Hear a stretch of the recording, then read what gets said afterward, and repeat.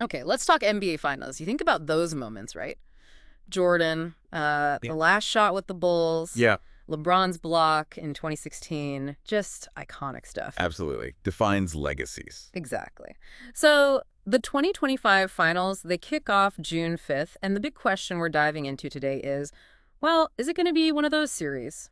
Or, maybe a bit forgettable. A snooze fest. The fair question. Will it Yeah. be thrilling or just Meh. Right. So our mission here is to figure out what makes a finals really pop. We've been looking at the sources, the previews, the articles talking about viewership, the players, how the NBA is trying to keep up with everything. And it's interesting where we start with the eyeballs, the viewership, because the playoffs this year, they're actually up Oh, really? How much? about 12% through the semifinals, averaging just under 4.9 million viewers. Okay, 4.9 million average for the playoffs so far. That sounds pretty good on the surface. It does. It's a positive sign, definitely. But I suspect there's a but coming. What's the bigger picture? Right. You have to contrast that with, say, the regular season trend. The 2023-24 regular season averaged only 1.59 million viewers. Oof. 1.59 million. That's a low. It's one of the lowest figures in like 30 years. And even the finals themselves, well, they haven't hit those old peaks. Last year, 2024, averaged around 11.3 million, Which was actually down a bit from the year before, wasn't it? down 3%, yeah. And nothing close to that, 98 peak for Jordan's last game. That was almost 29, 30 million people watching. Wow. And even before COVID messed everything up in 2020, the numbers were already kind of drifting down, right? Right. That 2020 finals hit a real low. It did. 7.5 million. Just a really unique, difficult situation that year, obviously. But the trend was there. So what's driving it? It feels like there's just so much competition for our time now. That's a huge part of it. Huh. The media landscape is just fragmented. You've got Netflix, all the streamers. TikTok, X, social media grabbing attention constantly. Exactly. And other sports, Yeah. The NFL is always massive. UFC is popular. It's especially true for younger viewers, Gen Z. Their relationship with sports is different, isn't it? Totally. They might just catch the highlights on Instagram or follow updates on X instead of watching the full 3-hour game. Yeah, why commit all that time when you get the big moments fed to you almost instantly? And then there's the whole cord cutting thing. Less traditional TV viewing overall. Precisely.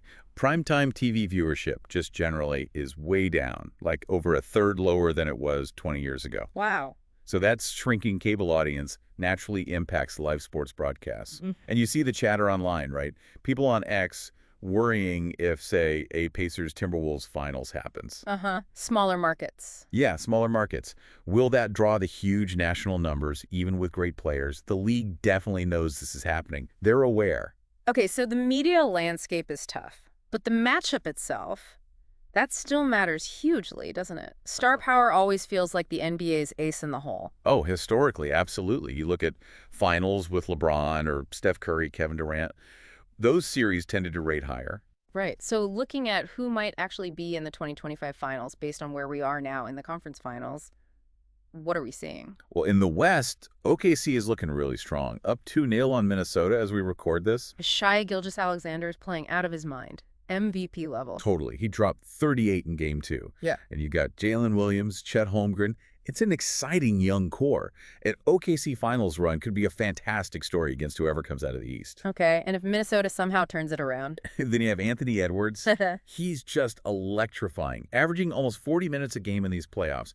His personality, his scoring. Yeah. He could become a massive mainstream star with a finals appearance. Plus, they have Julius Randle now, too. Right. Okay, East Side. Indiana's been impressive. Very. Tyrese Halliburton is so dynamic. That 17-point comeback against the Knicks in Game 1 was something else. A potential SGA versus Halliburton finals. Wow. Two young guards leading their teams. That feels fresh. It does. And then you have the Knicks. Yeah. Even with some injury questions potentially impacting Boston's Tatum and Brown, the Knicks bring that huge New York market. Jalen Brunson has been incredible. Mitchell Robinson's impact, too. A Knicks Thunder finals, say. That feels like it could do really well, ratings-wise, right? Big market versus exciting upstart. Potentially, yeah. That matchup has a lot of appeal on paper. But as you mentioned, that potential Pacers-Timberwolves series, great basketball, exciting young stars, but maybe not the same ratings poll just because of market size. That's the concern you hear expressed, yeah. It raises that question. What drives viewership more? The market size and historical weight? Or can truly compelling players and storylines overcome smaller markets? And we haven't even mentioned guys like Luka Doncic, now in the Lakers, or Giannis. Exactly. Imagine a Doncic versus Halliburton finals or Giannis versus Ant Edwards. That's potential ratings gold right there. So it seems like a fresh matchup, but with names people recognize and narratives people can latch onto. That's kind of the sweet spot. That feels like a good way to put it. Something new, but with star power and stories. And it's obvious the NBA gets this. They're not just sitting back hoping the right teams win. They're actively trying to adapt, aren't they? It's not just about who tunes into ABC for the whole game anymore. Not at all.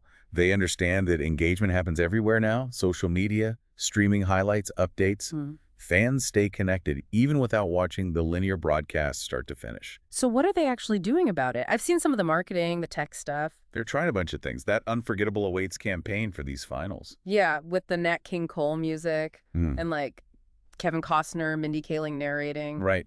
Designed to be emotional, shareable content. Then there's the tech push. ESPN's Insight Cast for the West Finals. The avatar shot charts and virtual replays. Yeah, trying to add that extra layer for viewers. And TNT Sports is doing similar upgrades for the East Finals. More tech, bigger crews on site. Trying to make the broadcast itself feel more modern, more engaging. And the social media focus is huge, too. Like, Wemby being the second most viewed player on their platforms shows how they can build stars digitally. Absolutely. And you can see potential future steps, even if they aren't fully mainstream for this finals. Yeah. Things like, maybe shorter game formats or highlight packages becoming more central. Like clutch time recaps or something. Maybe. Or even VR experiences down the line. Plus, with 70% international viewership, global streaming access via League Pass is just critical. It is. But beyond the tech and the marketing, those finals we really remember, they often boil down to one moment, don't they? That defining play, you mentioned Jordan's shot in '98, Ray Allen's 3 in 2013. Huge moments. And the viewership for Jordan's Game 6, over 35 million. Just massive. Yeah. So yeah, the 2025 finals probably need something like that. A narrative, a moment that just sticks. Like what? A young star completely taking over. Halliburton leading the Pacers to their first title since the ABA days. That would be an amazing story. Or the Knicks finally ending that 52-year drought. Imagine the reaction in New York. That's the power of narrative, right? And we've seen potential for drama already in these playoffs. Definitely. That Pacers comeback against the Knicks, fueled by Aaron Nesmith's fourth quarter. Or OKC just shutting down Anthony Edwards in Game 1 of their series, showing that defensive intensity. Those comeback wins, those clutch shots, those star-on-star duels like SGA versus Edwards, that's the stuff that can go viral and define a series. And the NBA is trying to amplify that, aren't they? With the nostalgic campaign highlighting player backstories, Edwards' rise, Halliburton's journey. Connecting on a human level. Wow. Even their community work, like partnering with youth groups. It's all part of building that broader cultural relevance, that emotional investment. Okay, so pulling it all together, it's a real mix. We've got challenges, the potential for lower ratings with smaller markets like Indiana or Minnesota. The ever-present risk of a key injury, like Tatum or even Curry having hamstring issues, recently shows how quickly things can change. Right. And that overall regular season decline compared to the, Jordan era, going from nearly 3 million average viewers then to 1.6 million now. I saw someone post on X that only Lakers Celtics could guarantee massive ratings this decade. There's definitely that perception about legacy franchises in big markets, but then you have the opportunities. Like that playoff viewership surge this year. Celtics-Knicks Game 6 drew almost 6 million viewers. That's strong. Very strong. And the NBA's global reach is undeniable. That's, $700 million in international TV rights? Huge. So it really feels like leveraging all the tools, social tech, storytelling is the key to making these finals feel like a must-see cultural event, regardless of the specific matchup. That seems to be the strategy. Adapt, engage across platforms, and hope for that unforgettable on-court drama. So back to the original question then. Thriller or snooze fest for the 2025 finals, it sounds like. It really could go either way. It does. So many variables. The young stars stepping up, which markets they represent, whether we get that one iconic moment. And how well the NBA's efforts to adapt actually land with viewers. It's genuinely unpredictable, which is part of the fun, I guess. Yeah. You can analyze everything, but then the games happen and someone unexpected might deliver that magic. Absolutely. Which leads us to you, the listener. What do you think? Who makes it to the finals? Is SGA's Thunder going all the way? Can Ant-Man lead the Wolves? Or is someone else going to surprise us all? We'd love to hear your predictions. Yeah, let us know. And if you're interested in this whole topic of how leagues are navigating the new media world, definitely check out some of our previous deep dives on that. For sure. For now, we wait for June 5th. Let's hope the 2025 NBA Finals give us something